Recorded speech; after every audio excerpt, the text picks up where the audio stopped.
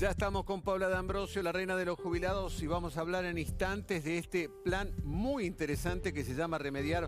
Vamos a contar de qué se trata, cómo los alcances que tiene, pero tenemos información de último momento. Atención.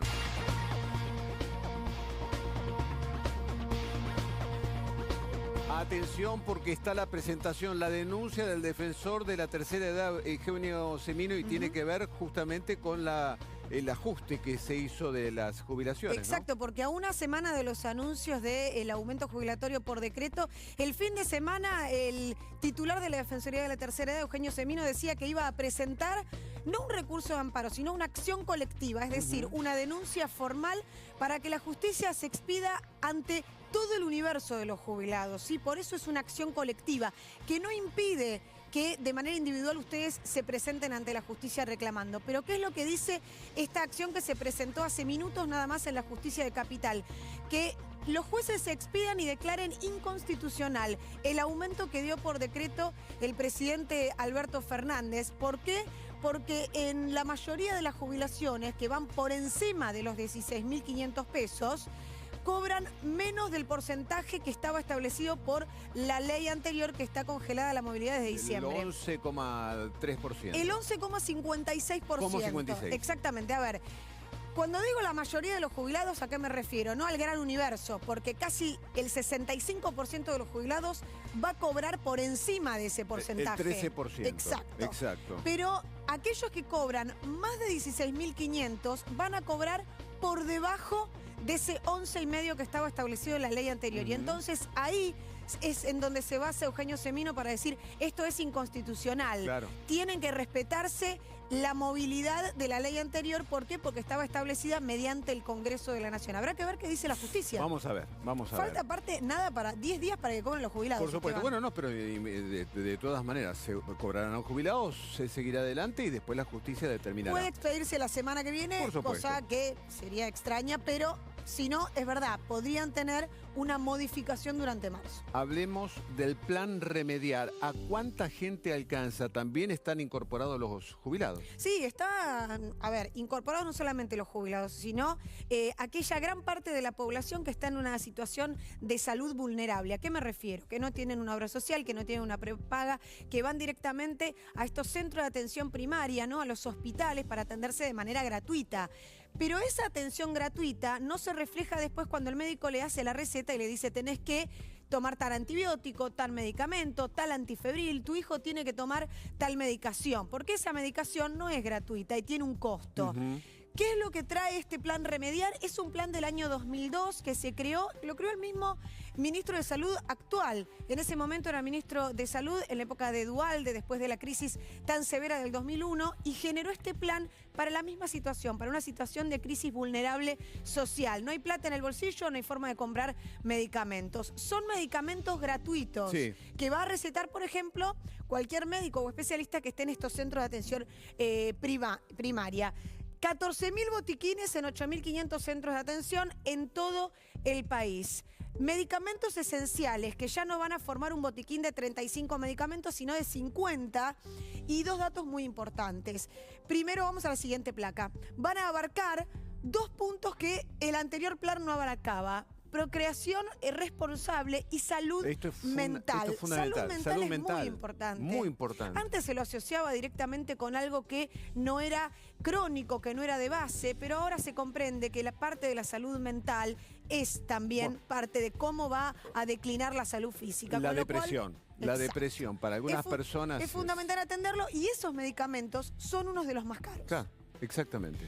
Y esto era lo que hablábamos antes, ¿no? De 35 pasan a 50 medicamentos. En el mes, entonces, de marzo ya comienza a funcionar este sistema mediante el cual usted va al centro de atención y directamente de allí, entonces, se lleva la medicación sin pagar, porque, claro, cuando el bolsillo aprieta, la salud es una de las cosas que primero declina, ¿no? Alimentación y salud. Sí. Bueno, ahora vamos a hablar de un tema fundamental, ¿no es cierto? ¿Qué tiene que ver con esto, no? También Los médicos de PAMI, en este caso, que atienden a los jubilados. Hablando de PAMI, yo me estoy afiliando a PAMI como todo jubilado. Claro, ya estás empezando el 15 trámite. minutos para que te atienda para mi escuche. Eso hay que mejorarlo. Hay que mejorarlo. Es mucho tiempo. Hay que respetar a la gente Porque mayor. si ¿sí? no, después hay una queja de se agolpan en las sedes. Pero acá está el otro tema, ¿no? La relación entre el médico y el paciente y que le expliquen un poco más. Claro. Si yo te digo, tenés una rinitis, tenés una febrícula, y te digo, despreocupate, no te va a pasar nada, y vos decís, pero ¿de qué me está hablando? Claro. Salvo que alguno de ustedes tenga un familiar médico o haya pasado lamentablemente por muchas situaciones médicas y entonces ya comprenda, a veces uno sale más espantado que tranquilo de ese médico o el especialista. ¿Qué me está pasando? Y la relación médico-paciente es fundamental, sobre todo en no la contención de abrazo, sino la contención en relación a que el otro comprenda lo que yo le quiero decir. Sí. Y en eso está la clave. Por eso hicimos esta nota, no solamente para hablarle a los pacientes, para que no oculten nada cuando van al médico, digan todo lo que les está pasando sin miedo, sino también para decirle a los médicos, estamos en el 2020, un adulto mayor no es un abuelito, ni hay que tomarlo como una persona que no es autónoma, es una persona adulta que vivió un montón, que tiene dudas y que tiene la misma vida que tiene usted que es médico, con lo cual tiene el mismo derecho a entender lo que le está pasando. No estudió medicina, pero para eso está usted que estudió medicina. Muchachos, y que se lo puede explicar a los de perfectamente. guardapolvo, pierdan un minuto más, ¿no es cierto? Nada más. A ver qué dijeron.